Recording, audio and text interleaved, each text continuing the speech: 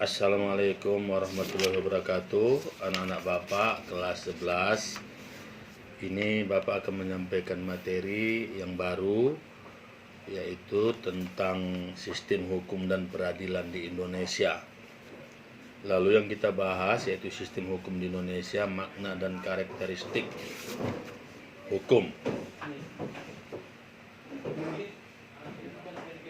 Hukum pada hakikatnya merupakan pagar atau pembatas agar kehidupan manusia aman dan damai.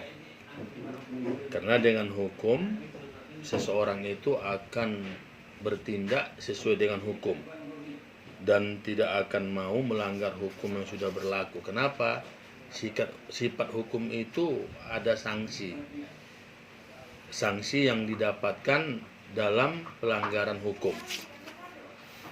Lalu di dalam hal ini, kalau kita berbicara hukum, itu merupakan aturan, tata tertib, dan kaidah hidup.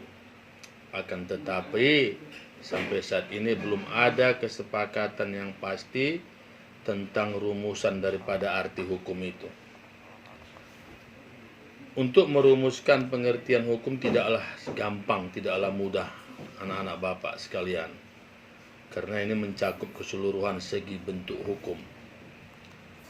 Tapi demikian, seorang ahli yang bernama Van Aveldon, dia mendefinisikan tentang hukum adalah sangat sulit dibuat karena tidak mungkin untuk mengadakan sesuai kenyataan. Namun sekalipun sulit, merumuskan definisi yang baku mengenai hukum, di dalam hukum itu terdapat beberapa unsur. Yang pertama, peraturan mengenai tingkah laku manusia dalam kehidupan pergaulan masyarakat.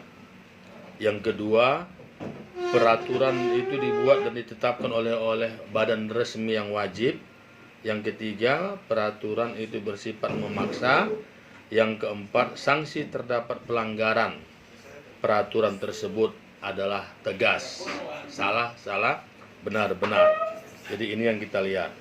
Lalu selain itu juga ada yang menjadi karakteristik dari hukum adalah adanya perintah dan larangan. Perintah atau larangan tersebut harus dipatuhi oleh semua orang karena sifatnya perintah dan larangan. Jadi kalau ada sifatnya perintah dan larangan itu harus dilaksanakan. Suatu ketentuan hukum itu mempunyai tugas. Yang pertama, menjamin kepastian hukum bagi setiap orang dalam masyarakat. Dua, menjamin ketertiban, ketentraman, kedamaian, keadilan, kemakmuran, kebahagiaan, dan kebenaran. Yang ketiga, menjaga jangan sampai terjadi perbuatan main hakim sendiri dalam pergaulan masyarakat. Jadi contohnya andaikan kita menemukan terjadinya main hakim sendiri, mungkin ya pencurian di jalanan, kita tidak bisa main hakim sendiri. Kita serahkan kepada pihak yang berwajib, biarlah hukum yang menyelesaikannya. Inilah yang kita harus pahami. Agar apa? Agar pelaksanaan hukum itu berjalan dengan baik di dalam masyarakat. Yang saat ini kita lihat, banyak orang yang main hakim sendiri tanpa memikirkan dampak dari perbuatan kita itu. Saya kira hanya demikian dulu. Wabillahi taufiq wal hidayah. Assalamualaikum warahmatullahi wabarakatuh.